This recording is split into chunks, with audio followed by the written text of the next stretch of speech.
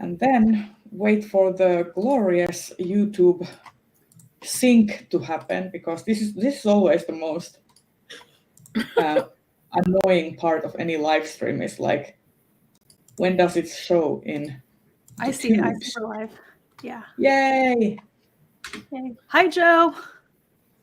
Fantastic. Oh, hold on. I should probably put up the actual comments, then I could see. Hi, Joe. I think we're all a little bit rusty this time. Except for Rita, who's been hosting all the live shows recently and is I know. I need you guys to tell me if I get like weirdly loud, because I've got these squishy earbuds in and they like, I can't hear my voice. I mean, I will play with my camera for a bit, but first of all,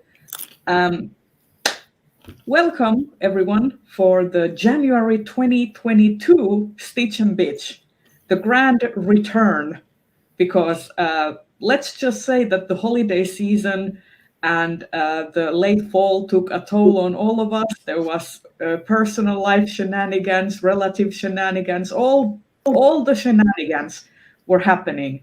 So it was a much needed break. And so without further ado, let's just go ahead and reintroduce ourselves, starting with Rachel. With me. Yes, with you. Remember who I am. Yes, we do have a really cat cameo, Joe. Yeah, I'm Rachel. My channel is Colonati.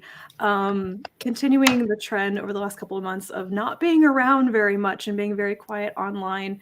But in my defense, in the last 2 months, basically everything in my life has changed. So last time we did this, I had a different job. That's how quickly things have changed. But whenever I'm actually on top of my stuff, I read a lot of books. I talk about SFF and nonfiction and romance. I just did my stats crunching for last year, and I was like, wow, I read a lot of other stuff, not just SFF. And sometimes I actually get around to talking about them. So that's me. Also, I bought a spinning wheel. That's the other exciting thing that happened. Okay, Di, will you go next? Sure. My name's Diana. I've also been somewhat absent from YouTube lately, but my channel is Bookish Di. I read a lot of science fiction, fantasy, although I've been reading more nonfiction lately, like white collar, true crimey, as well as disease, public health nonfiction, because that's where my brain's at. And the cat currently hitting me in the side of the face with her tail is Leia, who might cause my computer to fall down. So we will see what happens. Does that mean it's my turn? It is. Hold on. Okay. Leia, what are you doing? Stop. I'm Bree. My channel is Bree Reads Books. Unsurprisingly, I also read a lot of science fiction and fantasy and nonfiction. Though I did spend some time this winter stocking up on knitting mystery books, knitting themed mystery books. Pretty sure that they're romance. I'm halfway through my first one, and it feels a lot romance. If it's a cozy mystery, like it's all the same. Yeah, romance is a huge part of cozy mysteries. Yeah. I like knitting. I have a garden. And I have been relatively quiet for a while, but I just posted my first video in quite a long time. So I was extremely excited when I saw that. Same. I immediately saw that you had some kind of a Hocus Pocus shirt on, and I had to comment on it. I know. It says Sanderson Museum, home of the Black Flame Candle. I know. Solid win. So cute. It was so cute. Oh, and yes, I am Reija, as you might know because you are watching this on my channel. I also read a lot of fantasy, science fiction. Also, recently I've been in a bit of a horrible nonfiction kick of terrible human histories, like, for example, medical history, history of gynecology. Why am I doing this to myself? Type why of are things. you doing that to yourself? I don't know. I I'm don't gonna have any be good actually explanation educated on something. other than Yeah. history is great in a theoretical sense, but actually reading about it, it just makes me really uncomfortable. How are we even alive as a species? Oh my gosh. I was watching a thing on like the Victorian baby trade essentially, and I just started bawling. I had to turn it off. Like little guy was sleeping next to me and I was like, I'm having too many feels out this. This is too dark. Yeah, Yeah. I can imagine. Ooh. Um, on a lighter note, do we want to talk about what we are making? Dai, can you go first? Sure. Oh, thank you, Kat. No, don't attack the. I'm finally going back to the sweater I started in 2020. Is it the flax? I've been very slow on finishing projects, but I finally did the sleeve. That was the thing that I had paused or like started the sleeve. That was the thing that I was like really worried about doing. So I finally did it. I still am not like super pleased with this, just how loose it is, because I'm doing Can Knits flaxseed sweater and it's fitted on the top. And because of what fits on the top doesn't necessarily fit the rest of my torso. So it's like very baggy in parts, and I think I want to get the sleeve done before I decide if I like want to frog it or not. Adding sleeves, even just getting a couple inches of them knitted, really changes the fit across the bust and under the bust. I'm currently experiencing that with the one I'm knitting sleeves on right now. It fits on the bust, but like when I get to the stomach, like that's where it's baggy. Like for me, my like stuff has to like be wider on the bust and more narrow on the waist. On the torso, if that makes sense. And that needs shaping. That's not going to be. Yeah, more patterns need to have waist shaping. It's so big right now not to do it, and I'm like, I know it makes pattern grading easier, but I'm like, everything has so much positive ease. Everything is so square.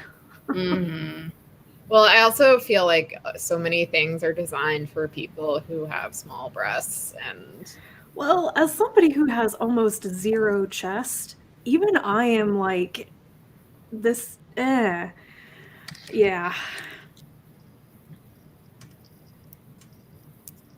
Anyway, that's what I'm working on. I also finished a scarf, but since it's a present for someone, I'm not gonna show it on stream. I'll send you guys photos because that looks really cool. I need to block it, but I finally used some yarn that I'd gotten in early 2021 or late 2020.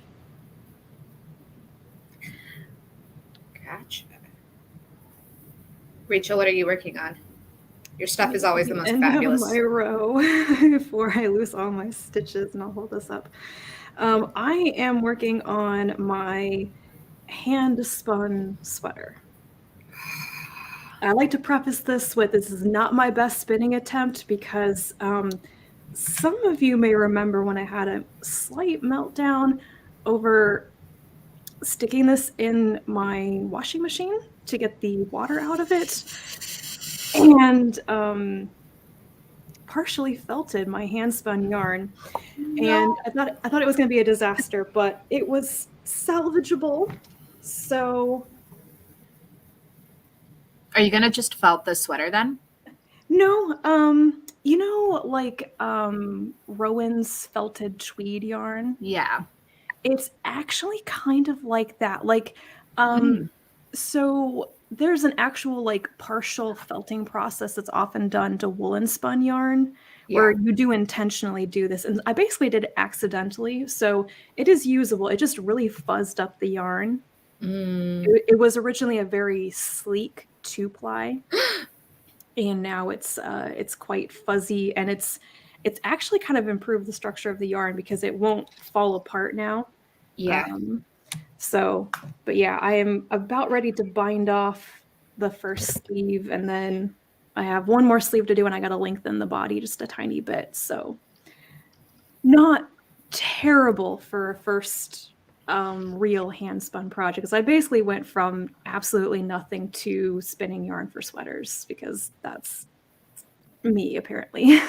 Let me see if I can find my surprised face. It might be in the closet. Yeah, you might be looking for that for a while.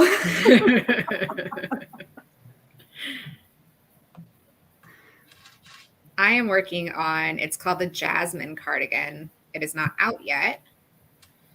But will be. It has got this really lovely, let's see if you can see the texture of that.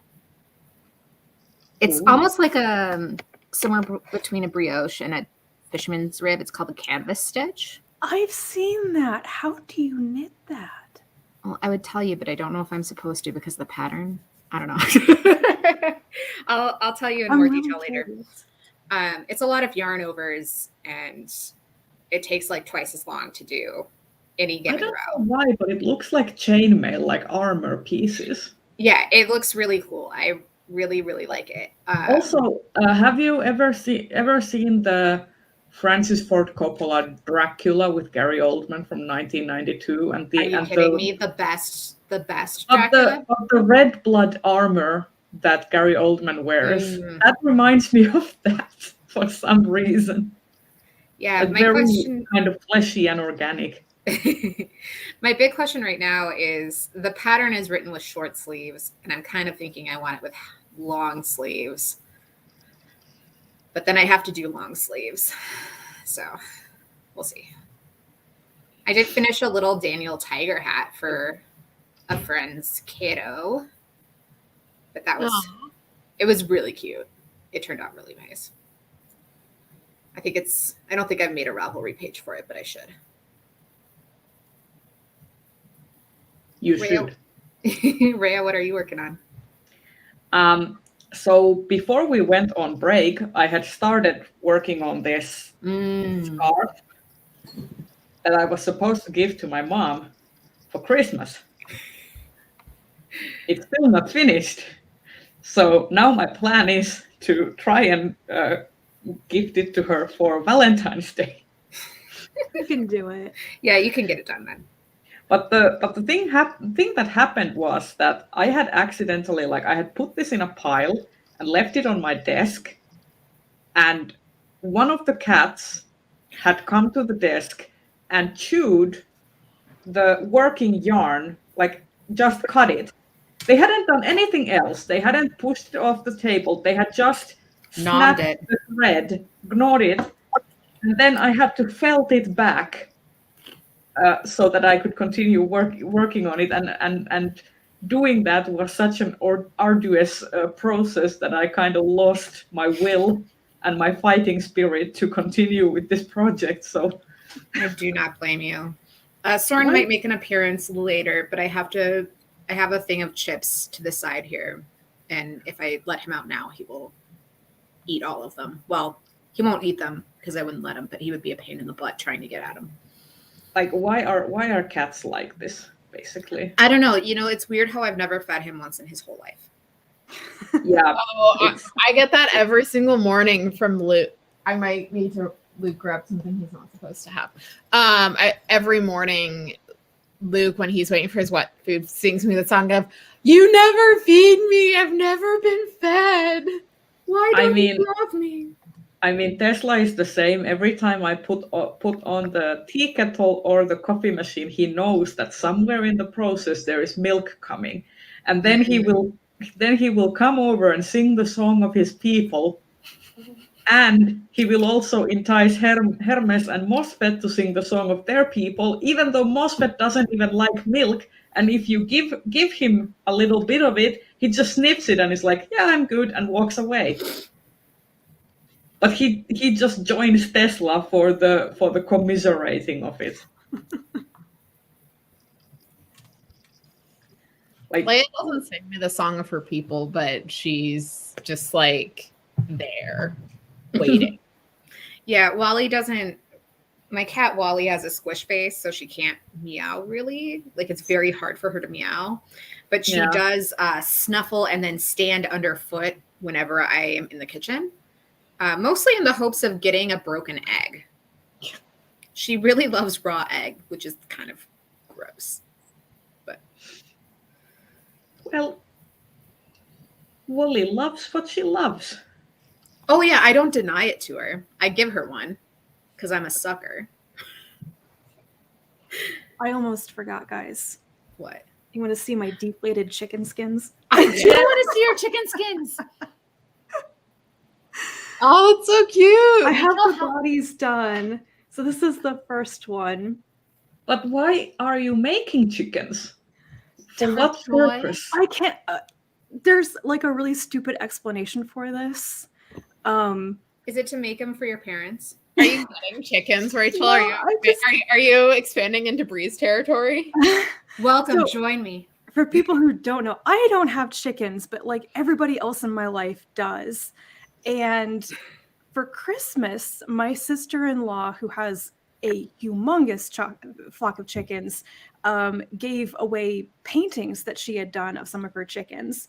And so I got this nice painting of a nice fat hen. And when I was at work, my coworkers started giving me grief because I haven't decorated my desk yet. They're like, everybody else has brought stuff to decorate their desk. Why haven't you? And I'm like, what do you want me to bring? And so I just brought the painting of the chicken, and they thought this was great. So, I mean, it's a nice, classic, disgruntled, disapproving chicken face. So it's like I'm sitting on my desk. And so I was just thinking about chickens. And then I was at home because I got COVID and I had to isolate for 7 days. And I just came across this pattern again, which is chickens. And I'm like, you know what? I am bored out of my mind. And I'm just going to knit chickens. This is So we have like chicken number 1. amazing. And then I got so excited, I decided to do goth chicken, which is my favorite so far. Gosh, chicken is so good. So yeah, they're just chicken skins right now because I can't stuff them until I get eyes. I don't have any safety eyes, and it turns out like none of the craft stores here in town had any in stock or whatever. For and I couldn't real? go anywhere because COVID. So I ordered safety eyes online. They should arrive tomorrow, and then I get to start making my chickens nice and plump. Are you gonna bring them into the office, or are you gonna keep them at home? I think at least one of them will have to come into the office. I'm going to, I need to make a couple more because I will probably have to give one to my sister-in-law if she wants one. And I have a feeling that when I give her an option, she's going to take goth chicken, but I want a goth chicken for myself for work. So, Oh my gosh. but I run out of the yarn that I was using for it. Is it like a one skein body? What weight is that? Yeah, it really doesn't take that much yarn. You need about like 50 to 75 grams of a nice plump yarn for the body. Okay. And then everything else is problem to have, though. bits and bobs. Yeah. So it takes a lot of like mohair. So if you happen to have lots of mohair extras in your stash, and I do, and then you can just throw that in there. So, oh my gosh. I got to order some more charcoal yarn for another goth chicken, but Goth chicken needs to make appearances in your videos when it's ready. Rachel, I now have a project that I'm going to have to do for you. Oh dear. Don't pretend you don't love that idea. I Something just showing up at your door. Yeah.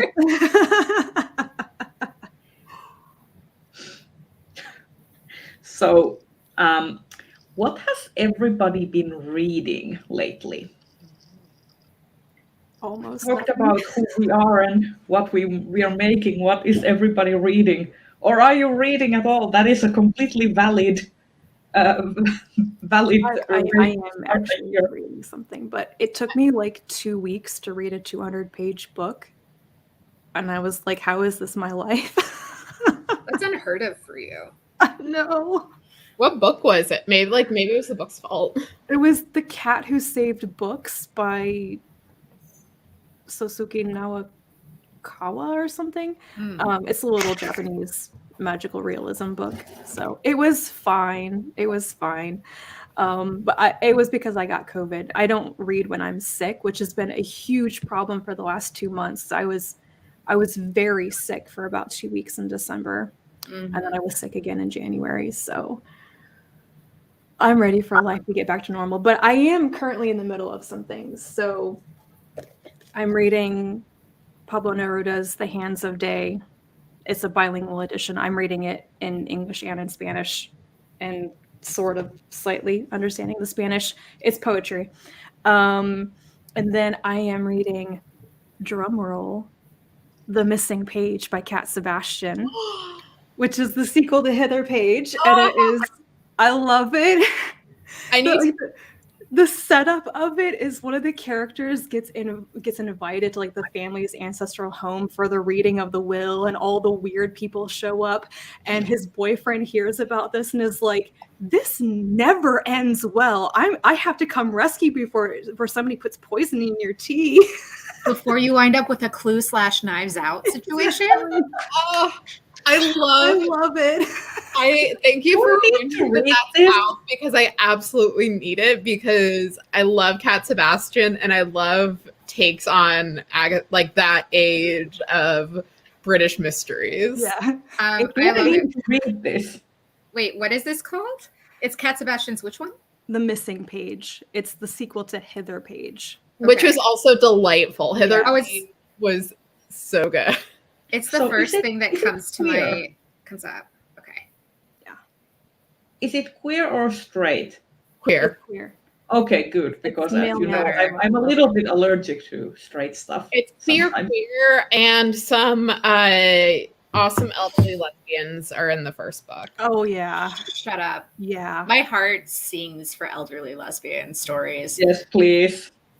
I would love for her to go back and write their story, because I'm like, That would be awesome. I hadn't thought about that.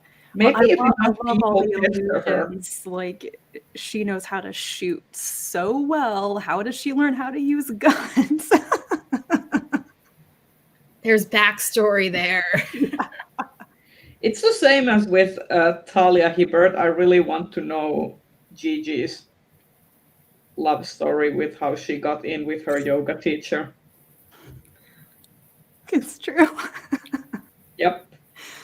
Well, I is need that to one know. very complicated though? Was it just we met through yoga and just like But I feel never parted? like that But also she has had like multiple husbands. Like, did it happen like during a husband, post-husband, pre-husband? Like, what's going on? I think that one right there is his force of personality. Yeah. Glenn, how are you liking The Spectred Isle? Because I freaking love that book and I'm thinking about rereading it already. I'm in the mood for that sort of thing right now. This just made my heart so happy. Anyway, what is everybody else reading? I can go. Oh, Sorry. no, go ahead. So I have been reading the Book of Dragons for the Shorts and Sorcery book club. And that is pretty much the only actual book that I have been reading. But I have been getting into webtoons in a huge way. So I've been reading Let's Play by Monji, which is basically all about this woman who is a game developer and works in a like a startup company as her day job, and this streamer reviews her game very poorly and causes her to have like her entire the developer page gets shut down because he reviews this game like so poorly, and then they end up becoming neighbors, and it all goes from there. And it's ridiculous, it's wholesome, it breaks the fourth wall, it's like it has all these like nerd culture references and stuff, and it's great. And also I love that each character has like a ton of baggage, and there's actual communication and trying to solve your emotional baggage before you get into relationships, and people actually talking about their problems and trying to solve them together. What is this magic? And another webtoon that I read like from start to finish was To Love Your Enemy, which started out It's called Let's Play. Let me just put it here. Let's Play, and it's a webtoon. So you can read it basically. It's like comes out once a week, so it's still ongoing. There's about 151 chapters right now. It's on the same like Lore Olympus is being published in a similar format, so it's like a webcomic. And sometimes there's like interactive elements in them and stuff like music and animations and stuff. So that's been nice. And the other one was To Love Your Enemy, which is basically like it has fake dating, enemies to lovers, or like more like rivals to lovers, I should say. But then it kind of turned really weird towards the end when one of the characters joins a cult. And I'm like, wait, there's a cult now? We're in a cult? And it's Call your dad, you're in a cult. Surprise! Yeah, and it just went on a completely different direction. And then there was this. Also, the thing that I hate is that when there's a romantic couple and one of the people is like, well, I need to work on myself, so I will break up with you, I will ghost you, I will leave you the fuck alone and completely disappear and change my number and everything, and you will never find me. And then they end up going back together anyway. And I'm like, I hate that so much. You mean you hate unhealthy behaviors? Yes. Yes. So much. But yeah, I have not been reading a whole ton because I have been once again obsessed by Hades. I bought it on PC in the Steam winter sale, and I have now been playing every day for the past month. I just made Thanatos my wife.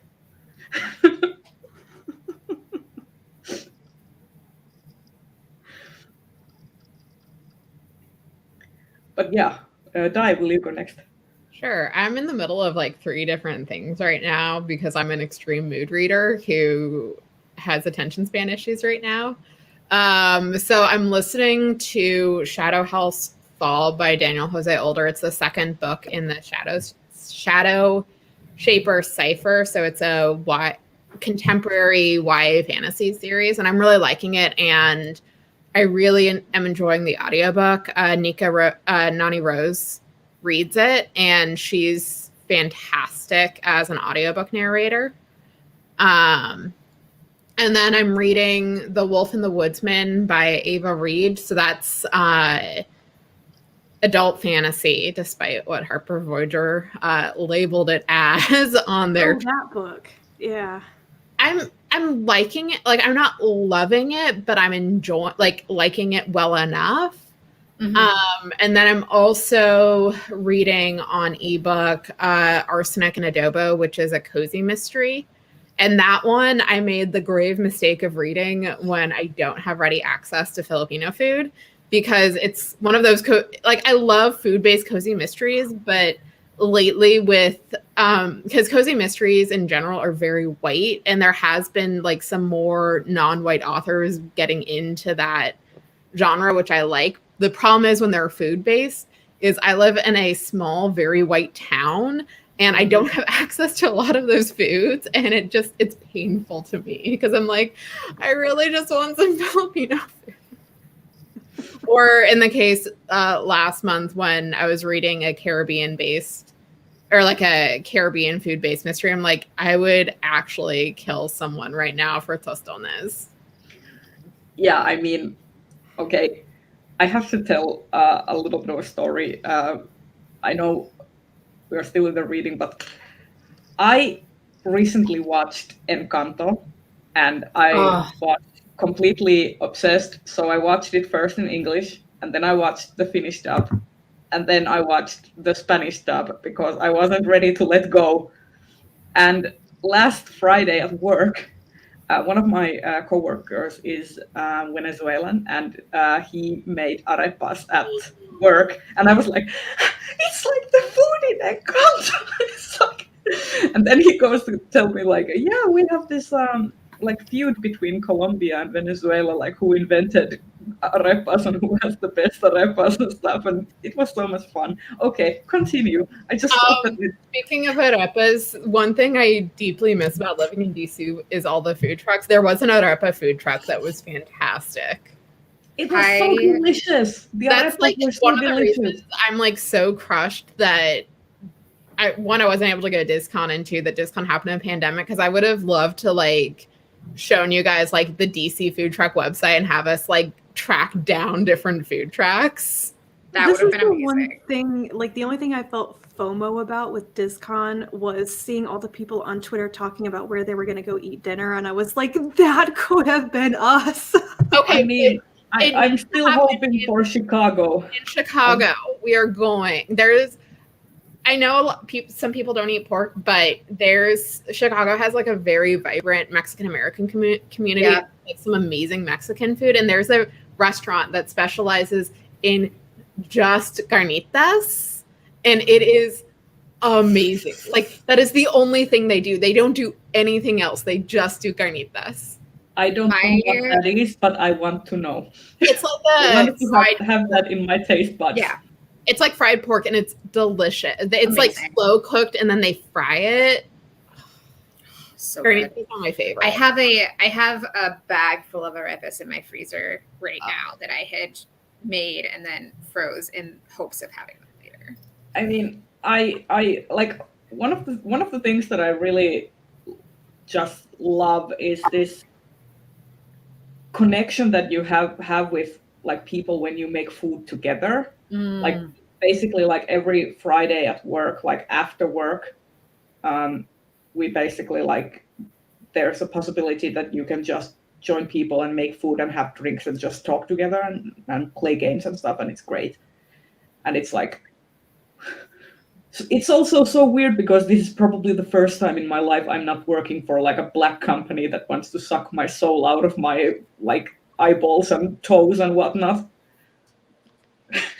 So it's like it feels very weird to like work and actually like what I'm doing and also enjoy going to work, if that makes sense. Like what even is this feeling? Has capitalism got me?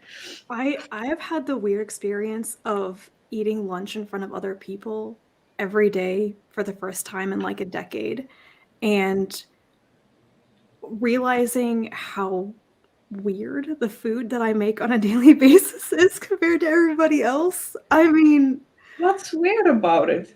Like all of my coworkers, like we all get together and we have lunch together every day. So, you know, we talk and everything, and people usually look at like compare notes of what they're eating. And it's like, everyone is eating like their peanut butter and jelly sandwiches.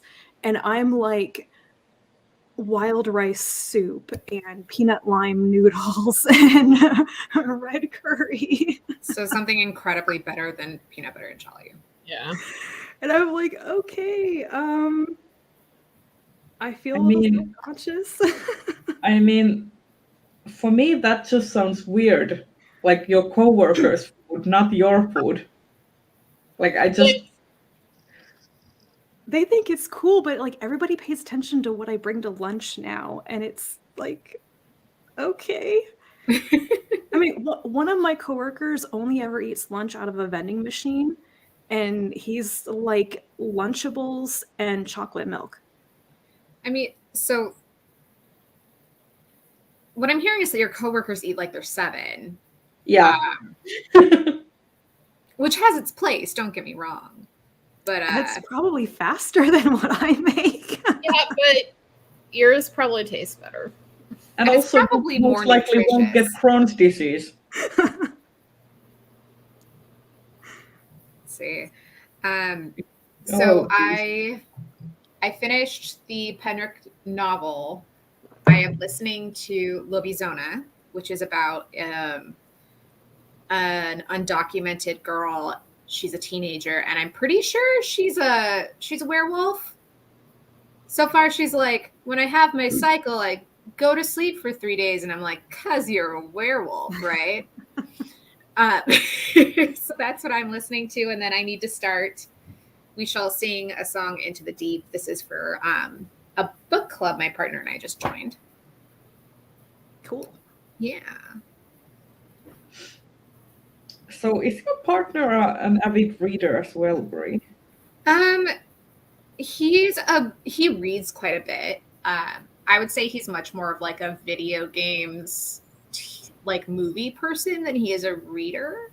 But that being said, that's like compared to how I've always been, which is constantly reading. So compared to the average person, he does in fact read quite a bit. Mostly horror. He reads a lot of horror anthologies. If he has any good recommendations, hit me up. Oh no, not in my drink. Sorry.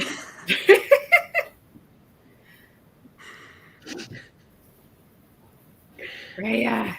I know it was just hanging right over there, the yarn just like sinking slowly. And I managed to save it before anything happened.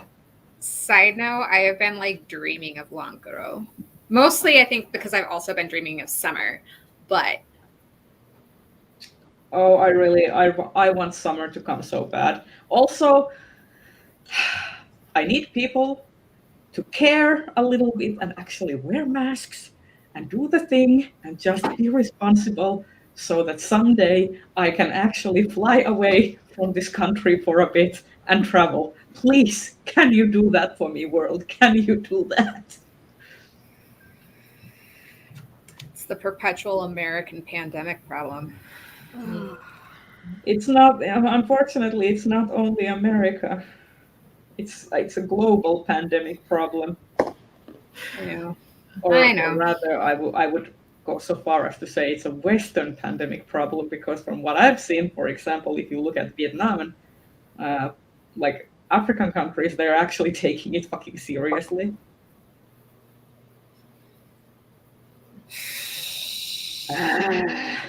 Rage noises across Yes. the board. Yeah. I have a friend who lives in Arizona, and in our group chat, she just like will regularly like upside down smiling emoji with the daily case numbers, and it is horrific in Arizona right now. Yeah. I can't. It's horrible. Like, Yeah, I mean, I don't want to really talk about the numbers, like, because like Finland COVID situation is small potatoes compared to any other country I know. Like, but we have recently doubled our like death toll over the whole pandemic, and it's just like in the past couple of months, it's just like doubled. So it's like, okay, well, we. It's Oregon has like we've flattened the curve enough where we've been pushing our peak back. Yeah, Glenn, I was in Nova Scotia, right? Because my family lives in Nova Scotia, and that's where I went for Christmas. It happened like Omicron was just starting to pick up steam when I left. Hi. Oh my lord. oh, do we have is it Luke or Leia? Sorry, I'm seeing just a tail. Leia. That Hey, seems Leia. like a Leia. I was Yeah, gonna say it, but I couldn't tell if maybe there was like some shadowing going on. no, this is Look Luke darker. was up here earlier. I mean, Joe, didn't UK government already remove a bunch of restrictions? Wasn't there a Freedom Day or something? They're removing Last year? everything. They're like getting rid of like it's basically part of Boris Johnson's attempt to keep hold of power after a bunch of scandals. In the middle of Omicron? Yes. Oh, Look, this is Lord. the man who like didn't know he couldn't have a party when he was the one who put when they put in freaking COVID restrictions the first time. Did you Man- guys see that? Man who made rules says he was unaware of rules. Oh, It yeah, probably yeah. didn't apply to him. I mean, not that I Well- have much room to speak about like the effectiveness of our leadership because hi, welcome to America. Would you like to be free to die? Yeah. I will say, like, at least in Oregon Health Authority is looking, because our mask mandate is was set to expire, I think, at the end of January or February, and they're moving to make it permanent. So instead of like having to constantly renew it, they're just like, we're just blanket across the board, indoor mask mandate. Y'all can't be trusted.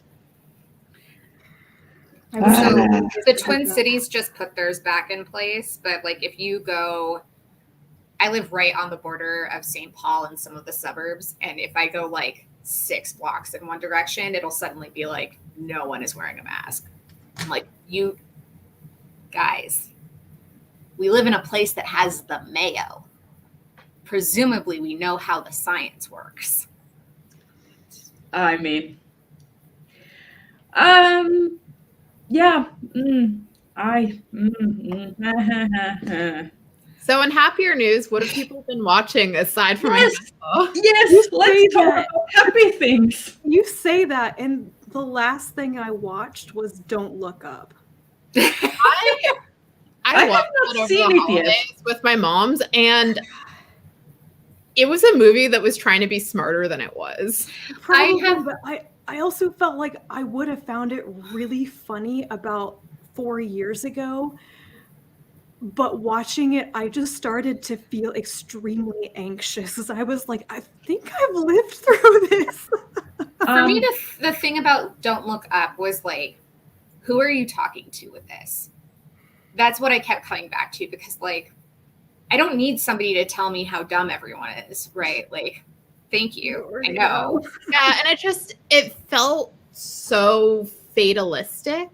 Yeah. In a way that I didn't really appreciate, because like I get that things are bad, but by focusing on the incompetence, especially since it's a climate change allegory, or like it was supposed to be a climate change allegory, it's like, so you're saying everything's doomed and it's pointless, but also you took the time to make this movie to tell me how pointless it is.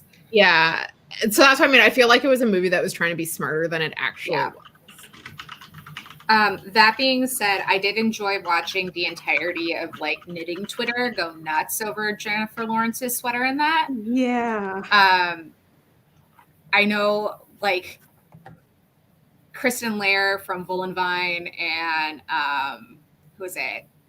Whoever Dear Ingenue and a couple of other people are retro engineering it right now. Well, that's awesome. I didn't realize at first that it's actually a real sweater. It's a real Target sweater. It's a real Target, which I mean, in theory, I think it's all sold out everywhere now. But oh yeah, but also reading some of the reviews, it was like you definitely get a better result if you just made it yourself. Right. I have to ask: is Don't Look Up the one with Leonardo DiCaprio? Yes. Okay, because I saw a TikTok someone made, which was basically a song that said, "I'm in my final Leo year," and then it just went on saying that she's turning 26 or 25 or something. And I thought Leo's performance in it was actually really good. I thought Jennifer Lawrence's performance was actually really good. Yeah, it was just. Yeah, I have a lot of issues with how it approached the topic. I will say kudos to the casting for giving Leo both an age-appropriate wife and an age-appropriate mistress. Yes, +1 for that. I was very pleased. Like one of my favorite scenes in the movie was the confrontation. I was like, this is great. Mm-hmm. So would you recommend it though? Because I haven't seen it yet. I would not recommend it. I personally would. I thought it was also. Here's the thing: it's also too long. It follows the trends of movies being a good 30 minutes longer than they need to be. But then again, on Netflix, you can watch things on double speed now. I have no clue what the heck is going on with Timothée Chalamet's hair in that. Yeah, I watched it and I'm like, is this the white boy that you really going gaga over? This is the white boy. And I mean, don't get me wrong, because everything about Timothée Chalamet is like, it gets me because like 16-year-old me would have loved everything about the fuckboy that is like Timothée Chalamet and everything he's ever been in. I did watch Dune. I watched Dune on the first day of the year, and I was like, Timothy Chalamet's hair is an extra character in this movie. Yes. I loved it. His I hair- loved We talk it. about how It looks soft. It looks looks like so you soft. it looks very soft. Like It looks like you can could make a really nice yarn out of it. I will say that, like, the cat, like, I haven't seen Dune, but like the continuity between Oscar Isaac's hair to Timothy Chalamet's hair is like, okay, you know, I can kind of see them being related with like the hair. Here's what I can say. 1, Oscar Isaac was phenomenal. Yes. 2, I mean, I love Oscar Isaac, so that's like he could basically turn up in any set in a burlap sack and just say howdy, I'd be there and, for and it. I'd be down. Also, The I grew relation- up on William Hurt's portrayal of Leto Atreides from the sci-fi miniseries, and he was just Mhm. phoning it in the entire time. It's the saddest performance of that character ever. So this was so much better. Jessica is phenomenally played. I think like the portrayal of her as somebody who's like very invested in like both power and her religion, but then also is torn by the wanting the best for her kid is great. Mhm. My one criticism, and this is not a criticism I have ever had, is that I wish there had been a sex scene in this movie. Wait, It is what? it is the only movie Where like, where would you have had it? I don't know where And I with would have who? had it. Oscar Isaac and what's her face who plays Jessica. I think it just would have like it would have cemented the relationship that they had for me. But they were shown in the same bed though. Isn't Right. that And I'm enough? saying like that's fine. I don't need it to be a terribly explicit like sex scene, but like it is the one time when I would have been like that I could see that being played really well and like really rounding that off. It would have made sense too, because they very quickly established that she's just become pregnant. Yeah. And so Yeah. there could have been a place in the movie for them to do Yeah. that. I mean, they could have cut something off. I mean, this It could isn't a exist in a director's cut. director's cut somewhere, which dear God, give me the director's cut of this movie. I will watch another 2 hours. Yeah, I mean, There's clearly I more, liked because it. if you watch the trailer, like the whole Gom Jabbar scene, there was a Mhm. ton of dialogue from the trailer that did not make it into the movie. So there was like a whole conversation there that we didn't get. I yeah. lied. My second criticism, when we're on Space Scotland with Space Scotland? You mean Caladan? yeah, Caladan. Space Scotland. Okay. Could have definitely used some more really beautiful sweaters. Not really a criticism, just a nitpick. I mean, I just don't see it as a sweater kind of place. Maybe more like oilskin cloaks and stuff. I could have gone for some oilskin cloaks too. Space Scotland. The costuming in it is so good. I will say though, I will say that I feel like Stellan Skarsgård was kind of phoning it in as the Baron, kind of, because he wasn't playing anyone. He was just being Stellan Skarsgård. Yeah. Which is honestly because he's like, well, honestly, I have already bred an entire generation of Swedish actors that are in Hollywood. They're all Skarsgårds. All are his sons. So you know, he essentially is the Baron. So And he all of doesn't them really, are fantastic. yeah, he doesn't really. All of them are good-looking Swedish and actors. Yes, the worms were great. What was I going to say? Not sure how I felt about beardless Momoa. I mean, Look, I'm not saying that it's why he and Lisa Bonet broke up, but like maybe. What, they broke up? Yeah. did they break up? Mhm. When? Within the When last did that few happen? Yeah, like the last 2 weeks or something like that. Oh, wow. I hope they get back together because I do like the idea of them at least. Maybe he will grow a beard and they will get back together. I think he did grow a beard again for Aquaman. Uh, I don't know. I mean, I used to really be into like- Momoa back when he was in Star. What was it? Stargate Like Atlantis. Atlantis, yeah. I mean, I found I him- did enjoy Momoa without a beard, but I have to say that he wasn't the most eye-catching man in the cast. That was No, it Oscar was Isaac, not. who had a beard. Mm-hmm. By the way, Leto had a beard. Mm-hmm. Coincidence? I think not. Oh, Jason Momoa. That's Also, a man who needed to be like timed to be an 80s star as opposed to Yeah. 2020s. I mean, also, I can't believe I'm saying this, but Gurney, the actor who played Gurney, I have never found him to be aesthetically pleasing even, but he was pretty smoking in this movie. I'm pulling him up so because I can't I remember. don't remember who that actor was. Isn't he the Ramsey is. same? Josh Brolin, I think. Oh The yeah, Thanos no, guy. he's completely Oh yeah, forgettable yeah, for me. yeah. Can we also just talk a little bit, just for a hot second, about the scene where like they're going into battle and you can tell it's what's his face's best day of his whole life. Because I loved it. Yes. Oh Also, yeah, and I that think is all Gurney the Halleck. battle That's scenes. yeah. Gurney Halleck is Josh Brolin. Yeah.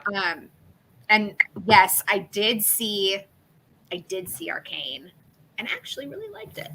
I haven't seen it yet. I have not What seen is it yet, Arcane? but I want to because everyone keeps telling how good it is, and everyone keeps telling me that I don't have to have played League of Legends. And You it's don't. actually- I don't know anything about It's League of actually Legends. better if you haven't.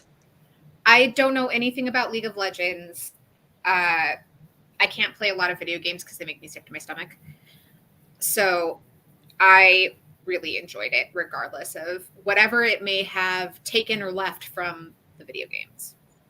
I mean, I just hear that it is very well written, so I want to. Yeah. I want to watch it just so I know that can I nominate it for the Hugos.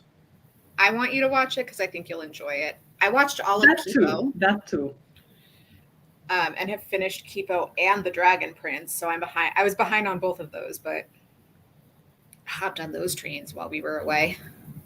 I'm behind on the Book of Boba Fett because I haven't started it yet because I haven't watched the second season of Mandalorian. I know I need to catch.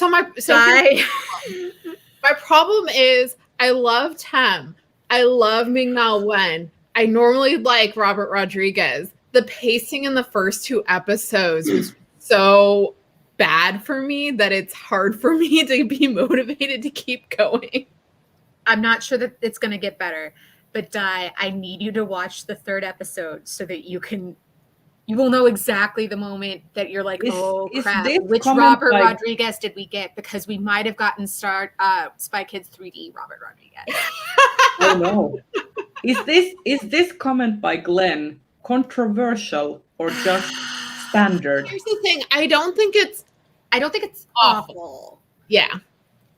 My problem is that, and I'm only going off seeing the first two episodes, is that there's a lot of there's several long flashback sequences that really disrupt the pacing. And I honestly would have preferred for us to have gotten one or two flashback episodes so we can see Boba Fett up to the point where he shows up in Mando season 2 and then get the story. Because I think for me, the flashbacks are really disrupting the modern day pacing and making it hard for me to be invested.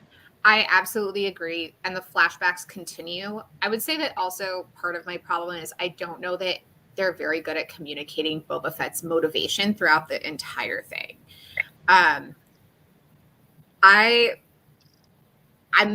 just going to tell you, I also will never, ever, ever get over what Robert Rodriguez has put in the center of Tatooine because it makes no sense. Di, have you been spoiled? Yeah. Okay. Everybody who hasn't been spoiled, cover your ears for like 10 seconds. It's a Vespa. It's a Spy Kids 3D Vespa battle in space, and it doesn't go away. Like, why are these like space greasers, right? Like, it's like Space West Side Story. Why are they here on Tatooine?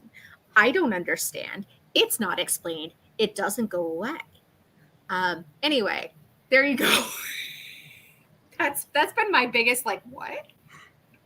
Yeah, that's why I'm like, like individually, I like the components involved, but as of now, it's not gelling for me and again, I've only seen the first 2 episodes, but it's not gelling for me in the way that I was hoping it would. Yeah, I would. Yeah. Which is sad. Like, here's the thing. I do just like, aside from everything going on with Boba Fett, I do hope that Tem shows up in like all the other Star Wars shows and just be like, oh, it's Commander Cody. Oh, it's Captain Rex. Oh, it's another clone. I want him to like keep showing up because he's a delight and I want good things for him. Ramsey, yes, West Side Story was great. It was beautiful. Holy crap, that was good. So, when are we supposed to be getting Ahsoka? I'm sorry, Ray, I didn't mean to interrupt. I think filming is supposed to start this spring. And I'm so torn because like the whole Rosario Dawson situation. Yeah. And so I'm like, I don't like, and also apparently Dave Filoni was kind of a jackass and didn't like give Ashley Eckstein the heads up that her character, I don't know. I have apparently Ashley Eckstein, who voices Ahsoka, was not treated super well by Dave in the transition to live action, so I'm also a little salty about that. But Hayden Christensen is supposedly joining, and I'm like, I am not ready, like emotionally ready for Force Ghost Anakin tagging along on these adventures. Like, I'm not going to be emotionally prepared for that. But I am ready. I am emotionally ready to watch you not be emotionally ready for it. Oh, man. Like, I feel like when the Obi-Wan show drops, I am just going to be a mess of emotions because, like, Obi-Wan, Padme, and Anakin are, like, my, aside from Rey, Finn, Poe, my Star Wars OT3, like, just because I love a good tragic OT3. And I'm, like, not ready for the Vader and Obi-Wan component at all. I'm just such a sucker for Ewan McGregor. Like, yes. he will always be my Obi-Wan, and he will always have my heart. I will battle to the death over it.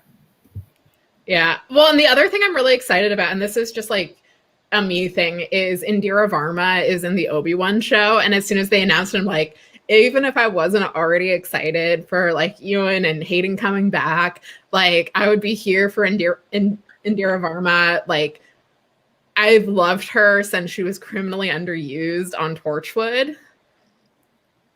She should have been the season 1 big bad instead of whatever we got.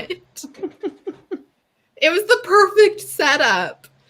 But yeah, so I'm behind on Boba Fett. I did watch Hawkeye. I might do reaction videos for some Star Wars. There's a Obi-Wan Anakin novel coming out in May written by Mike Chen, and I might do a reading vlog for that just because like everything about that book is like specifically written for me.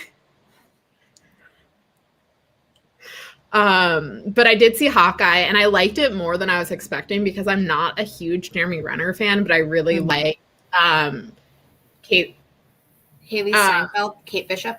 Yeah, I really loved Kate Bishop. I liked when Yelena showed up. I liked just how like similar, like it wasn't like a big like there was a battle at the end, but it was like a battle with stakes that made sense for the show. Yeah.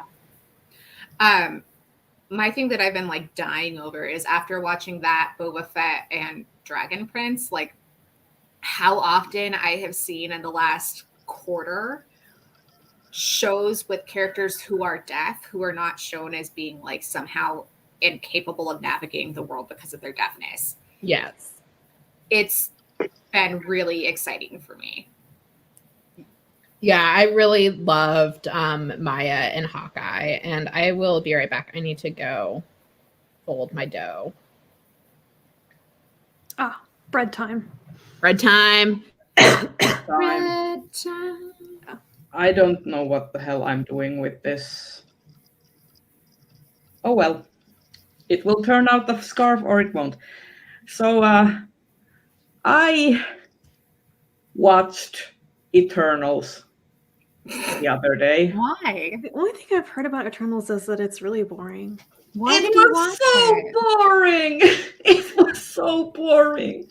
I mean, I watched it because I was like, I got Disney Plus because I got one of those like free months, Yeah.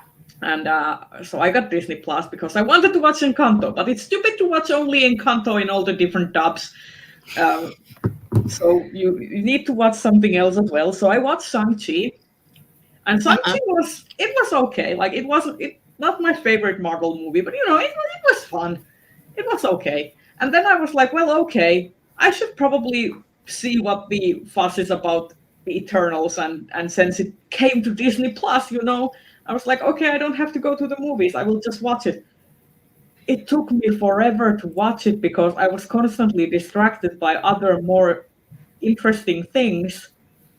And I actually fast passed some smut on Webtoon because that was more interesting than watching Eternals. I was about to ask what is Rhea dissing, but she just said it. Was it the tone of voice, or was it the like? Eternals is boring. So boring. The boringest of movies I have ever seen. It was like 84 years of my life in 2.5 hours. I watched Station 11. Oh, how was that? I really liked it. Some pacing issues, and if you are not at a point where you can like watch a couple of like ER plague scenes, then don't watch it. But I really enjoyed it, and I think it had a lot more. It was a lot more poignant, at least as it has a conversation about like public health. Like, how far do we go to protect public health? And then what does the trauma of such a mass event look like on a really big scale? And that third one, like, I thought did really well. I need to watch that. I think I'll Yeah, like I it. do want to watch that. I don't remember what platform it's on though. HBO. It's on HBO. Oh, okay. I guess at some point I gotta re-up HBO. I will say the other thing I've been watching is Netflix has a documentary series called Bad Sport, which is like hour to hour and a half long episodes talking about sports scandals. And it is like the perfect confluence of things that I love in terms of like white collar true crime and sport. So like they go into the Salt Lake Olympic ice pairs scandal. They talk about Italian football match fixing, which is really interesting, or Italian soccer match fixing. There is one episode, and this is like the one I think has like a lot of content warnings, about a guy who like basically a hitman for show horses so that people can collect insurance money on horses. That is the one where it's like, ooh, like content warning for deaf animals, animal abuse. Yeah. I will say that one, there's like a weird connection. So one of the women that they interview for it, she's the one that John Edwards had the affair with. Oh. Her dad was one of like the primary instigators. Like she had nothing to do with it, but it was her dad that did it. Huh. I like that weird callback. Speaking of callbacks and of documentaries, there is a documentary on Amazon Prime for those of you who have access that's called Chicken People. And it is about people who just do show chickens. And one or two of the people featured on there are just lovely. And also you will find out a little bit more about the weirdness that is like 4-H in America and show chickens specifically. 4-H is a weird subculture. It's super, yeah. As somebody who grew up in a rural area, it is weird. Yeah, my high school had a decently robust 4-H and Future Farmers of America. Mm-hmm. I was also a part of a 4-H club in elementary school. we went around and, for example, we had these tree planting campaigns every year and stuff. Is there like a competitive aspect to your 4-H? Like, do you guys like do No. shows and stuff? Yeah, No. in the US, there's like a competitive aspect to it. Yeah, Here it's like it's more I like like animals, but also I here really it's like more like a community aspect, like how much you can do for the community rather than a competition. Like there are these things like tree planting campaigns. Like for example, this year we are gonna plant 500 birch trees and stuff like that. And if we go over it, then we can pat ourselves on the back and stuff like that. But it's not like we're competing against each other in the club. It's more like we're in this together, doing it for the community. Yeah, like a big part of our 4-H was raising animals to show them in our county fair. Yeah. Yeah, we did not have anything like that. We had things like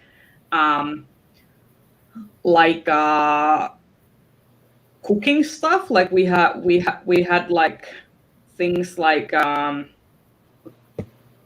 oh my god, why is my English failing me? Okay, so we had things like the tree planting campaigns. Also, we would go and pick berries and then sell the berries or make jams and stuff and sell them to raise money for different charities.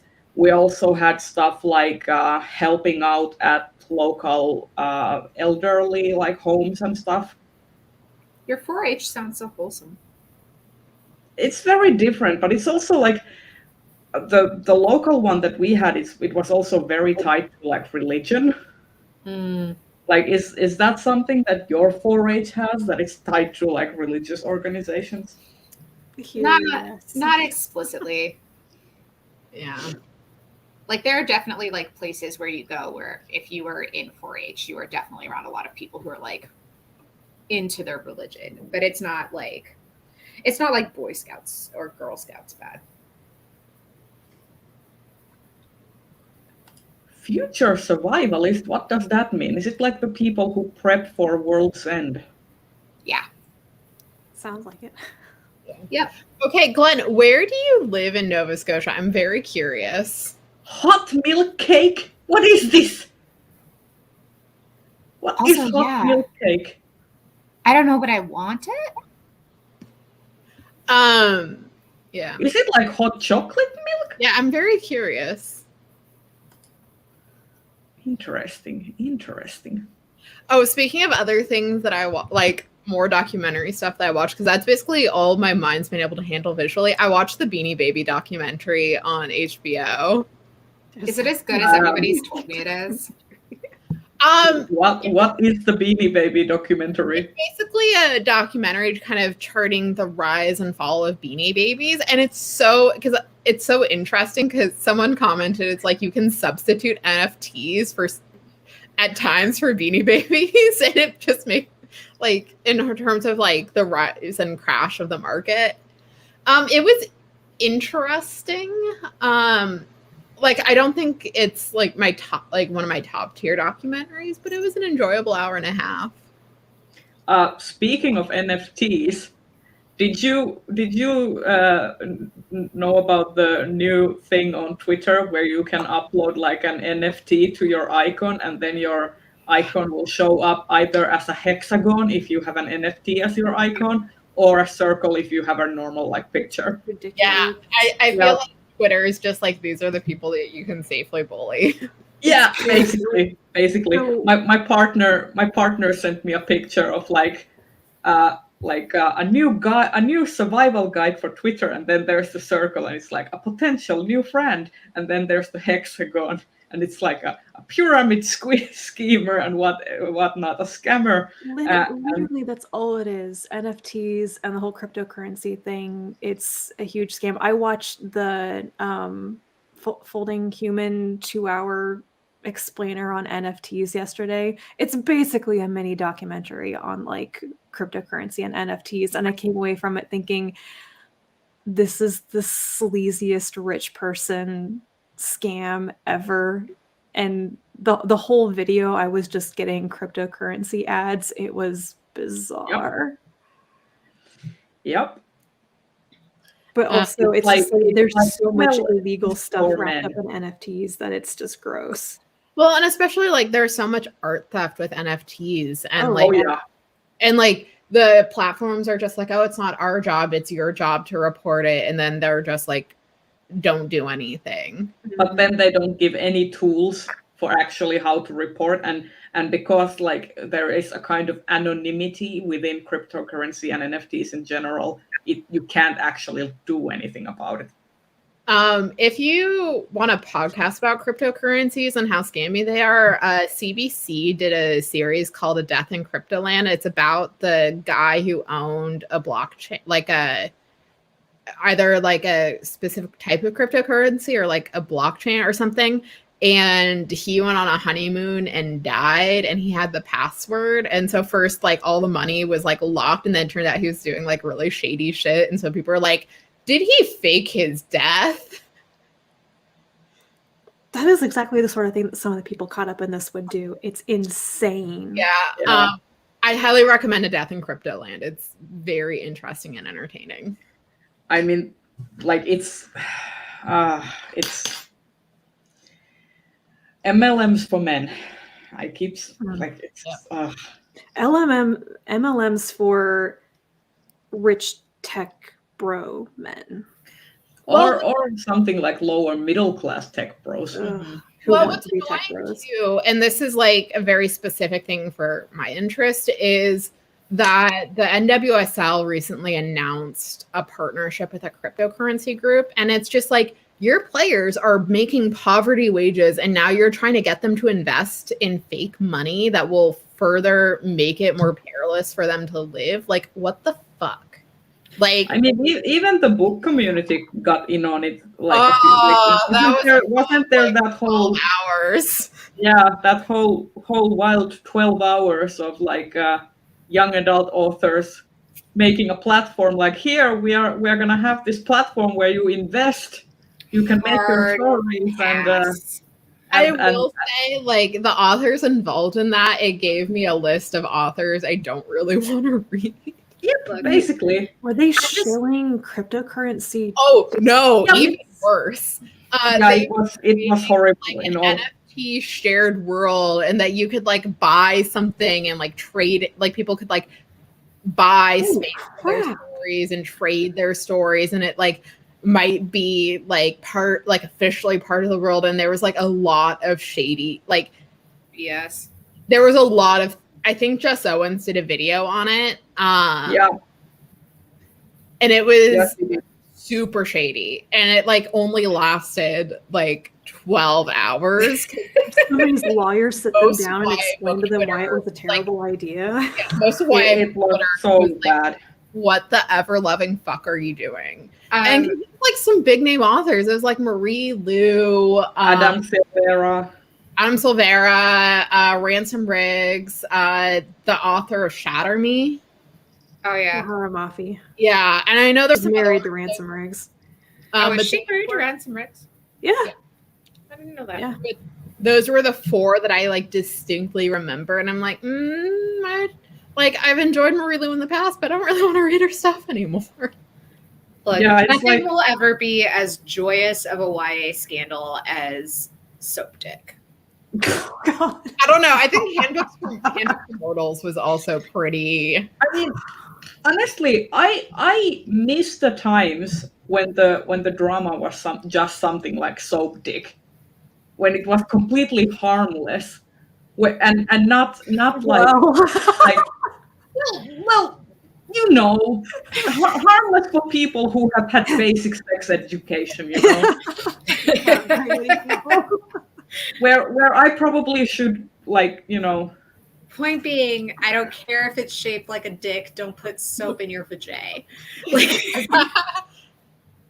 also, I mean, but on a relative scale, like trying to scam your underage teenage audience for like story ideas and stuff, in the hopes that they can make it big by minting them into NFTs, versus having a dick-shaped soap. I think we can agree which of these is less harmless. So, just for context, for those of you who don't know what Soap Dick is, there was a YA subscription box, 4 years ago? Something like that. Yeah, it was like 3 years ago, I think. Three or 4 years ago. And they put It was a book boyfriend box. It was a book for the ACOTAR series by Sarah J. Yeah. And they put a soap shaped like a dick into the box, but it wasn't just a soap shaped like a dick. It had like a sucker cup so that you could you could put it in the bowl. Because it was a soap dispenser. It wasn't like full soap. It was like like you press it in soap. I also want to emphasize it was like a super realistic dick. It wasn't like it wasn't like a joke dick. It was it was like a full on. It was uncomfortably realistically shaped. It had veins and everything. It was everything that I didn't need in a YA subscription. If you look closely, you can see. I mean, if you looked closely, you could see if it was circumcised or not. I mean, that's how much care went into that, like mold making for that soap. Yeah, so. It was a wild couple of days on YA book Twitter. It was. I remember not really getting the. It is still my favorite YA He did one of the scandal. first like big videos on it, and I think she showed pictures, and that was when I went, "Oh, someone put that in the box that teenagers are getting." I mean, when that was us when the story broke back in the day. It was like I was wheezing. It was, oh man, that was like, because like a lot of times book Twitter can be like too much and not a good way. This was just like everyone, it's like when someone comes for Nora Roberts and book Twitter is like, oh, let's get our popcorn. This is Yeah. I have personally explained the process to you, Deborah. and then Mara from Books Like Whoa made actual merch out of it.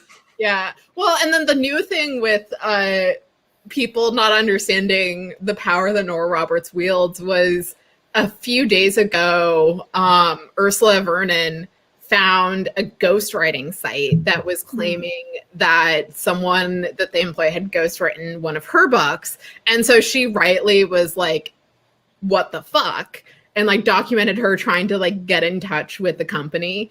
And someone was looking at the other books that they were advertising, and one of them was a J.D. Robb book, aka Nora Roberts.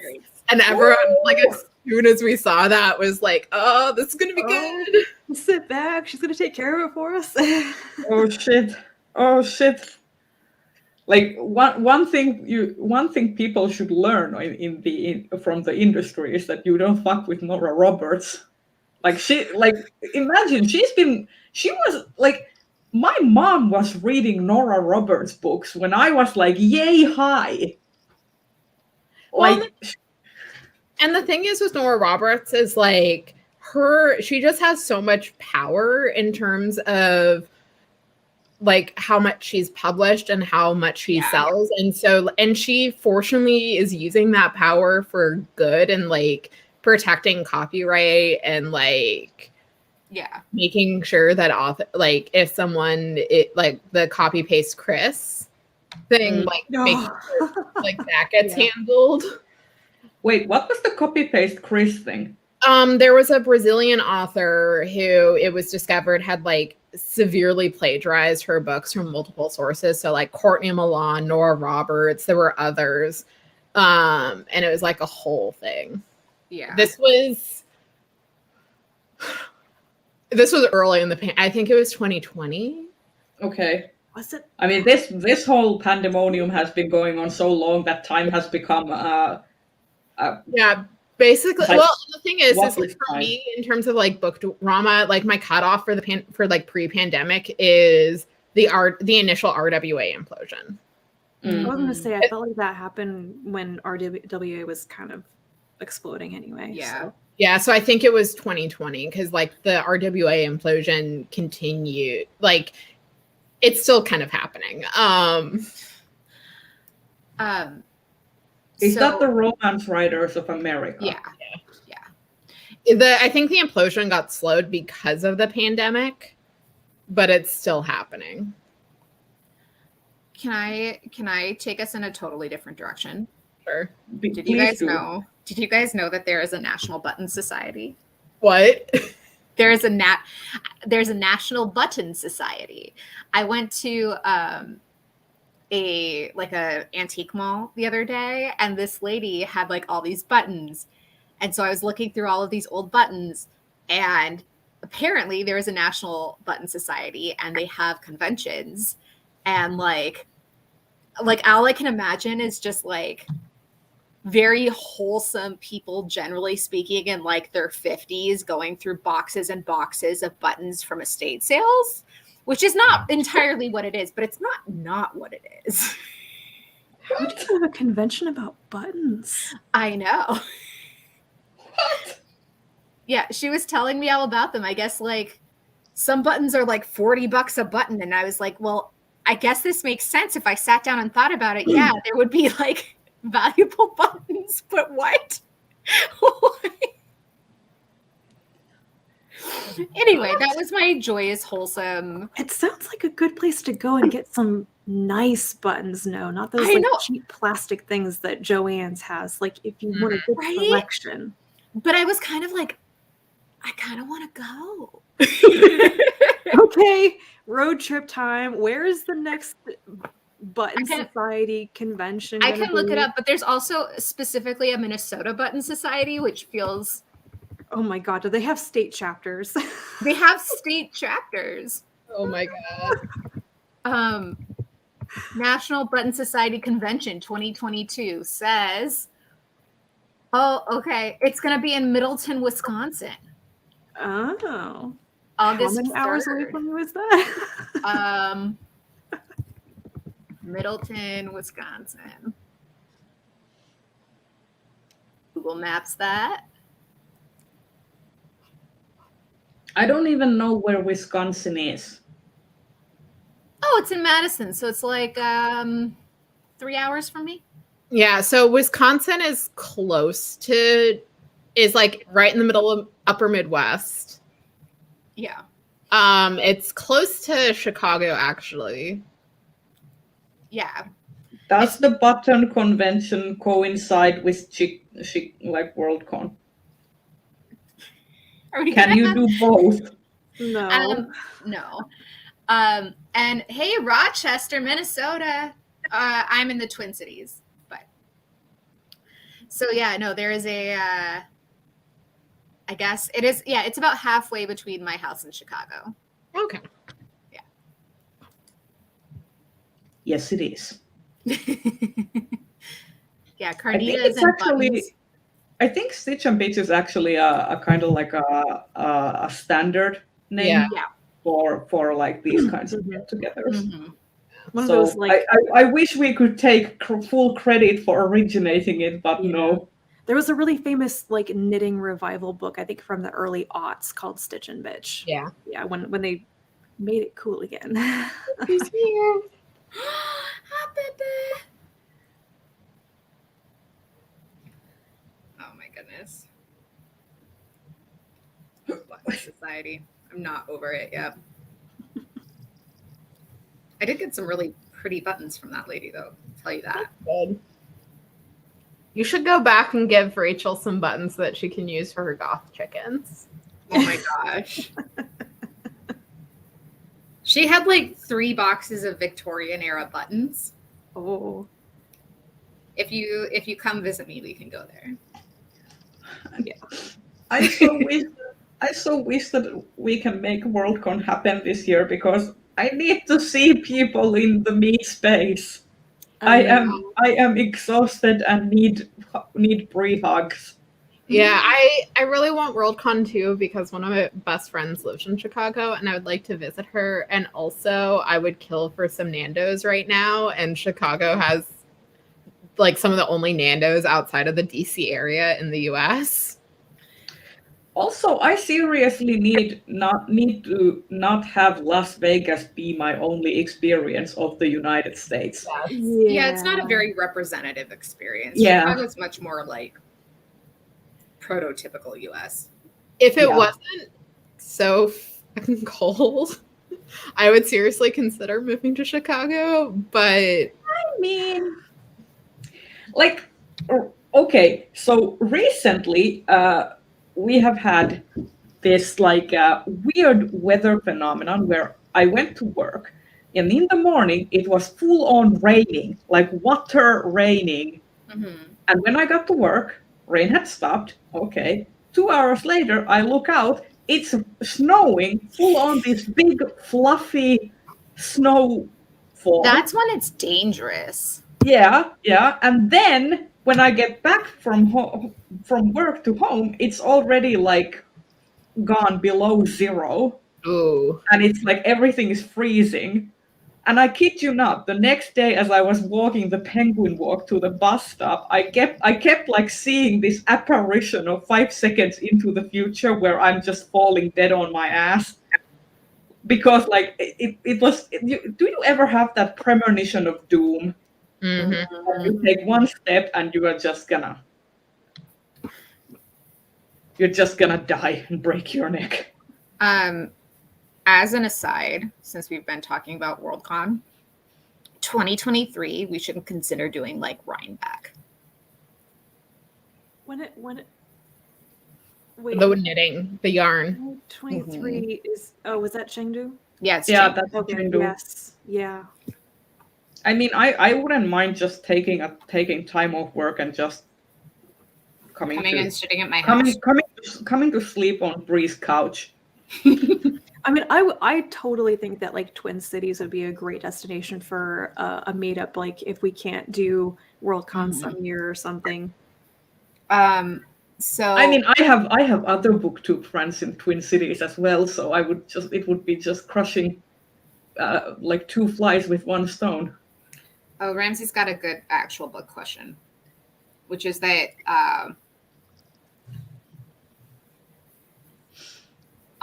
with the anniversary of Ursula's passing. I mean, I started with Dispossessed. That was the first book of hers that I ever read, and I would say that because it's a standalone and it's like relatively accessible. It's more about like it's about a scientist, but I think it more focuses on the social sciences, where the person's scientific career and the pursuit of scientific knowledge and theory is kind of like the framing device, but the actual core theme of the book is about the social implications of that world. So yeah, I would definitely recommend Dispossessed. For me, it worked as an introduction to Ursula K. Le Guin. Like you definitely get a sense of what kind of themes she likes to tackle, and it's just a very sort of easy read. So yeah. Any other thoughts? Oh, sorry, go ahead. I don't know. I'm going to echo the Dispossessed. Like I love The Left Hand of Darkness, but I actually think that probably more people will get the Dispossessed, maybe. But yeah, Left Hand of Darkness. If you have small children, Cat Wings. If you like poetry, her last poetry collection. Also, if you like something like that's more like fantastical and literary, then she did that one book about which is kind of like a Greek myth retelling, kind of like a fantastical book. Oh, Lavinia. That's actually one of the few books I haven't read. Astonishingly, I need to get a copy of it. I always suggest the word for world is forest. I think it's a really accessible, like very. I mean, sure, but it's also so sad. That one, I have opinions on this one because I've read it at very different periods in my life. It's my dad's favorite Le Guin story ever. So he handed it to me when I was very young, and it depressed the crap out of me when I read it. Like there are some passages in it that like, because I was so young. I mean, there's like implied sexual violence and stuff in it. And implied, it's pretty explicit. Yeah. But when I was a kid, like I didn't understand what was going on. I just knew it was like bad. And that's the bits of the book that played through my head constantly. And it took me like 20 years to come back to the book. And then when I reread it again as an adult, I could not help but read it as basically what it's like an analogy for the Korean War, the Vietnam War. Yeah. And like, I'm not making this up. She literally wrote it in response to those events and everything. And it's depressing. It's really good, but it's depressing in many ways. Yeah, I personally wouldn't start with that. And of course, like Earthsea is probably like, if you're more into fantasy, you could start with Earthsea as well. Yeah, I haven't actually read a lot of Le Guin. I think I was in like not the best mental space when I read The Dispossessed, so I didn't like really read. I was in the middle of grad school when I read it, so I think I was just dealing with a lot. So I wasn't. That's one I want to reread just because like it didn't work for me. But I'm wondering if it was like where I was in my life when I read it mentally. I did read Earthsea when I was in elementary school, and I remember liking it because my school library handed me the Tombs of Atuan and was like, "Here, read this." And then, of course, if you're not willing to commit to a full novel, I always say that The Ones Who Walk Away from Omelas is also dark, also could be depressing, also phenomenal. But I like my stories very dark and depressing. And then cleanse your soul with cat wings. I mean, oh man. I don't know why. I just feel like I'm still sort of finding my footing back into the internet space after taking a break. So I apologize if my moderating hasn't been up to par as it usually should be, but I think that's like kind of a trend I've been hearing from a lot of people who are like doing their reflections on the last year and going into 2022. I think a lot of people are feeling kind of like disconnected from online communities, and I know like I and some other people are really like asking like, what are we doing here? What is the point?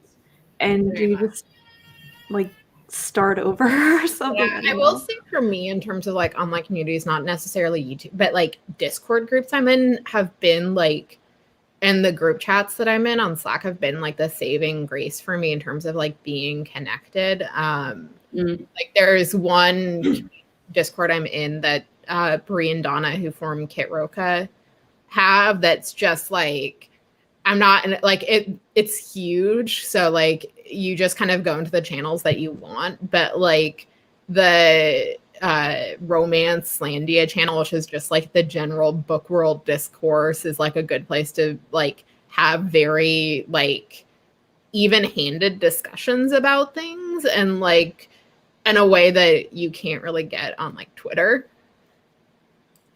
Yeah. But they also have like a lot of like book channels and people talking about what they're crafting or what they're reading or what they're watching and or playing and things like that.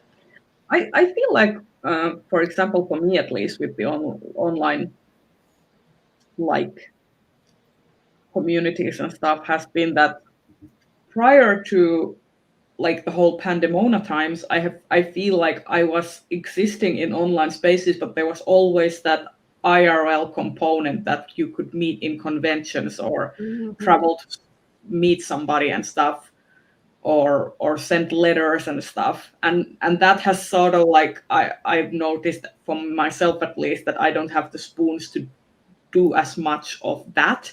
So then you have to exist only within the online space, and then you kind of are just sort of floating there, like is the relationship sort of still remaining as close as it used to be, you know? Like I don't know if I'm explaining it well. I also have a lot of those feelings of like, I like being online, but I don't like being online at a time when I have to be online because I can't be in person. Also, thank you, Ramsey. Thank you. Means a lot. Yeah. It's a little bit of that. If you see the picture, I always describe this one as my touch point for it. But if you see the picture of the bunny eating lettuce, and then the next one is the picture of the bunny eating lettuce, but he's grumpy about it, right? It's like my hermitdom and then my hermitdom in 2020. Sense. Pretty much. Like, have you seen the picture of the small black cat being squished by these two bigger like tabby cats? Basically that's how I've been feeling a lot. Like I'm just squished between these like majorly awful years. And it's like, why? I just want to live. Let me live. So we have about 25-ish minutes. So do we want to talk about, what we are excited about? What's coming up? Can be books, can be media, can be anything. Completely lost. We've already talked about my extreme excitement for the Obi-Wan show. But what I'm excited book-wise is and it's coming out next month in February, so I don't know if it's coming out before or after we're planning our live show, but the sequel to Test of the Road is coming out in February. I'm so excited. I've pre-ordered it. I'm probably going to reread Test of the Road before I get to In Serpent's Wake. I'm so excited to see where that story is going. I would be interested in doing a Test of the Road reread. Yeah, we should do a buddy read. I mean, I would be up for that because I wanted to read it. I wanted to read it when it was nominated for the Lodestar and never did. I'm actually really excited that Akwaeke Emezi's Bitter is coming out next month. It's on my list. Yep. And also Greer McAllister's Scorpica, which I am tentatively hopeful for. I wonder if this will finally be a fantasy book that does matriarchies in a way that doesn't annoy the bejesus out of me. We shall see. Yeah, I will say the other book that I'm really looking forward to is the sequel. I'm like completely blanking. It's A.K. Larkwood's second book. The sequel to The Unspoken Name. I'm completely blanking on the title, but I surprisingly really enjoyed The Unspoken Name. It just was a really interesting book for me, and so I'm really excited to see what happens next. A quick question from Glenn. Have any of you watched Yellow Jackets? I don't know what Yellow Jackets is. What is it? It's like a... Okay, you need to move. So it's a TV show, and it's like dual timeline. One set in the 1990s, and it follows a girls' soccer team that was on a plane to go to a national championship, and they crash in the Canadian wilderness, and they survive for 19 months. And then in the present, you follow four of the survivors, and shit is happening, and it's horror type show. So I've heard good things. I haven't watched it because I'm kind of a wimp when it comes to visual horror. I haven't watched it, but it sounds like something that would probably be on my partner's it's list. It's on Showtime. Oh, which is probably why it hasn't been on our list, because I have a feeling that this is one of those shows that I will need to watch under the blanket, and my partner can summarize all the scary scenes. Because I am a wimp. Yeah. Okay, so that's good that it's less scary than you thought. Yeah, but I've heard really, I have some, I have a few friends and a couple of Tumblr mutuals who watch it, and they've really enjoyed it. I'm looking forward to, it's already been out, I think, for a while, but Summer Suns is one that's been on my list to read for a while. Oh, if you want to buddy read it, I have it. Okay. I have it. So if you want to buddy read it, I would be up for it. Yeah, because I need to finish. It's dark academia kind of horror-y, so I would definitely be up for company for reading it because it sounds good. Seems like it's gonna be scary. And then, do I recall that there's a new? I'm gonna look it up.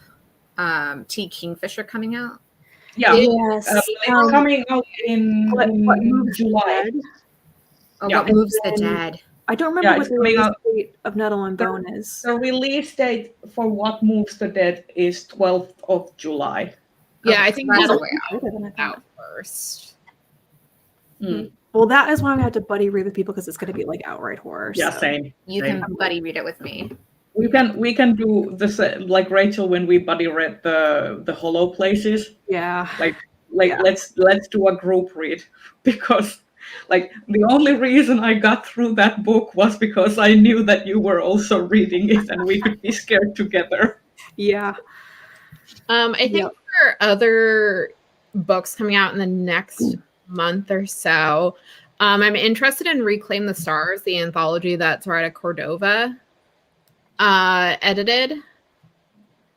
I know there's like discourse with a few of the authors that have been included, but I really like most of the authors on that list. So I'm interested to see what the short stories are. It's not coming out until November, but the cover for Freya Marska's second book came out, and it looks really good. And it's lesbian knives out on a boat. Oh. Okay. I might have to break down and just like buy a copy of A Marvelous Light because I keep getting it from the library and then losing it before I can read it. It's good. I really enjoyed it. I just got the because I subscribed to the Rainbow Crate a while back, so I got The Marvelous Light by Freya Marske in the like November box. So I want to read that as well. Oh, other books. Yeah. Oh, yeah, I was just gonna say that this isn't a book, but I'm very excited to start watching Move to Heaven, which is a Korean drama that recently dropped on Netflix. It's all about this family who owns a trauma cleaning business, and the father of the family dies and leaves the guardianship of the kids to their uncle, who is released from prison. And the uncle is basically, he just basically wants to have the money and run off. But then they have this closure agreement in the contract that says that the uncle has to start working in the trauma cleaning service in the business. And he has to work there at least 3 months before he gets granted the guardianship of the estate. And it's all about this broken family coming together through trauma cleaning deceased people's houses. Okay. It also really reminds me of this manga that I have read called Death Sweeper, which is all about this this guy who basically goes to his brother's apartment and finds out that his brother has committed suicide, and has to call in these cleaners into the apartment. And then to process his own grief, he joins the company and starts cleaning also the different people's houses who have died in various circumstances. And it was super moving. Gross, but moving. I think that would be a little bit too gross for me. It's interesting. Yeah, it was very gross, but it also it was also very scientific. It really goes into the effects, what happens to the human body, for example, if someone suddenly dies in a tub, what will happen to them, and stuff. So it was very gross, but the grief handling aspects were very well done. I am looking forward to Akata Woman by Nnedi Okorafor. My copy just arrived, and I'm going to start a buddy read of it tomorrow. So,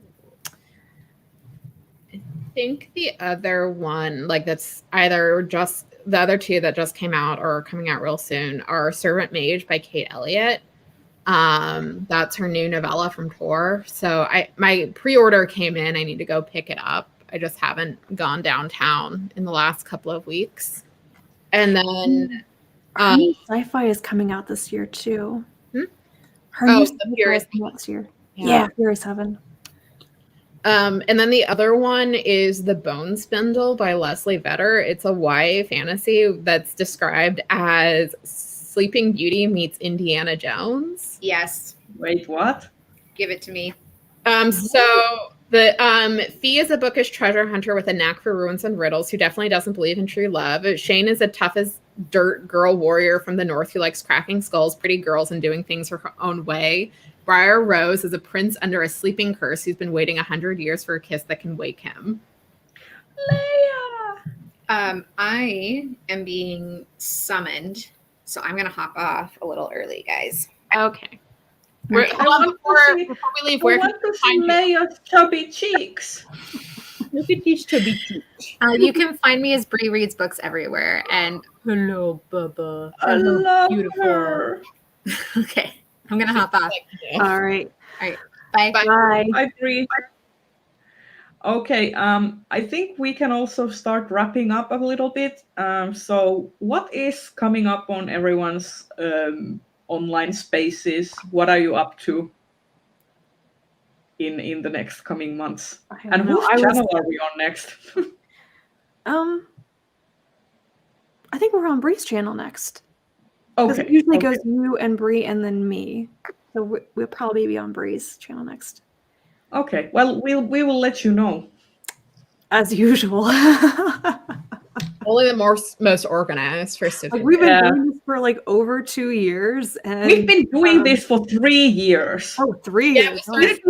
This is our fourth year. right. We are starting the 4th year. Oh my God. I know. We were doing this pre-pandemic. Well, Yeah. you know, this is as good as it 2019 gets, was the guys. first We year don't we have started greater this. expectations. Yeah. Like we started 2019, 2020, 2021. This is our 4th year. Imagine. This series is a toddler now. Oh. It's in daycare. Well, I have no idea what's coming up next for me. I was supposed to film a stats video today and that did not happen. So maybe next weekend. I'm pretty much going week to week on whether I feel well enough to film. So That's understandable. cross your fingers that I go more than 2 weeks without getting sick again. And then like maybe my life will get back on track. I should have my favorite books of 2021 coming up next week, as well as my goals and intentions video for 2022, because I know that I should have those coming because I have already filmed them. So that's something. You're But on I am top also, of things. yes, but I am also getting my booster shot next week. So if I am out of commission after that, you might not get as many videos, but we shall see. Fingers crossed. I need to film my 2021 wrap up still. I was kind of in a I don't want to be perceived situation for a couple of weeks this month, which meant I didn't want to film or edit. Which is why my December 2021 wrap up like just went up this past week.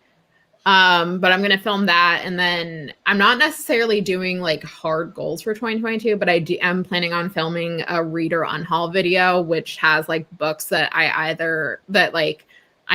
I'm planning on either reading or unhauling by the end of 2022. Some of them are books that I've literally had since I lived in DC. I moved from DC almost 6 years ago, like 5.5 years ago. And I've been carrying these books since. Some are books where I don't remember why I bought it. And so I'm just like, do I want to read it? Do I need a copy? That type of thing. So Ken Liu's The Grace of Kings, or his Dandelion Dynasty books are on there because I have the hardcovers and I have literally had them since the first book since I lived in DC. And so I'm like, I need to either read these first 2 books to see if I like them and if I want to continue the series, or I need to get rid of them and get some bookshelf space back. Oh no. I am anxious about this because I want you to love it, but I also know that the first book can be a bit of a slog because I myself was like, I really love the Dandelion Dynasty, but the first book becomes good only after introspection when you have read the second book. Yeah, I've heard that for the first book. So like I'm not going in expecting like knock my socks off like right out of the gate. Like I've heard from you and some other people who've read the series that the first book is like not the strongest. Like also I feel like because it doesn't read like a typical fantasy book because it reads more like an epic, like a collection of like an epic tale, like something like I would compare things like, for example, Beowulf even, and also Kalevala. Like it's like stories of various heroes, or Iliad, but it's not in verse. But it's like the structure is similar. Okay, that's good to know. So I think that's probably like why people are sometimes getting like weirded out, because it's like they go in expecting like an epic multi-POV fantasy, but then the structure kind of is a little bit different. Also, Joe, this makes me very happy. This has been my life goal for some time. I don't even know why, but you know. I will say the other, like, I don't have the books in front of me, so I can't remember everything that's on it. But I do know that the second two books of the Amberlow series are on there, because I have the entire series in paperback. And I remember liking the first one, even though Tor did very deceptive marketing on it, in my opinion. Yeah. And like, I want to finish it, but I'm like, again, the books are pretty, but do I want them on my shelf? I mean, I currently have the second book out from the library because I want to finish that series. But we shall see. It's been years since I read the first one, but I feel like I still remember it pretty well. I'm probably gonna end up rereading the first one because it has been so long, and like there are enough characters where I would want to revisit it. I just remember it going from like this fun burlesque stuff to full on torture scenes, and then I was like, wait, where am I?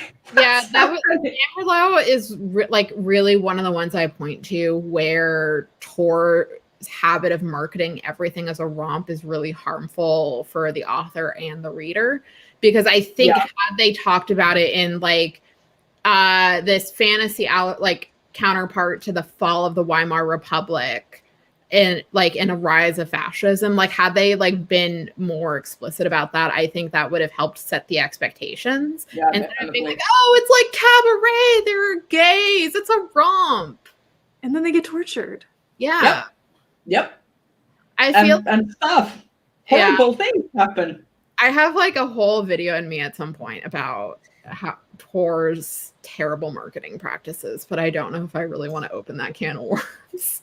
I mean, you kind of sliver it open every once in a while on our live show, so you might as well embrace it and get it out of your system. Yeah, well, as long as Tor doesn't change its marketing practices, it will always be in my system. I mean, because like I get that they want to sell books, but describing everything as a romp just like undermines what a romp means. Like I would say Hither Page, that's kind of a romp. Like I would classify Cat Sebastian's books in general as, you know, romps. Oh, very rompy. Yes. Yeah. Docile, not so much. No. Gideon the Ninth, not so much. No. I had a lot of jokes in it though, so. I mean, yeah, but like Gideon the Ninth has jokes, but it also has like gruesome murders and gory. Like Gideon is, I would classify like if we're like darkly comic, but it's not a dark comedy. Like Gideon the Ninth is kind of like an army of darkness in book form. Yeah, it has a similar tone. Like it's horror, but it's funny, or it tries to be. It's funny for some people.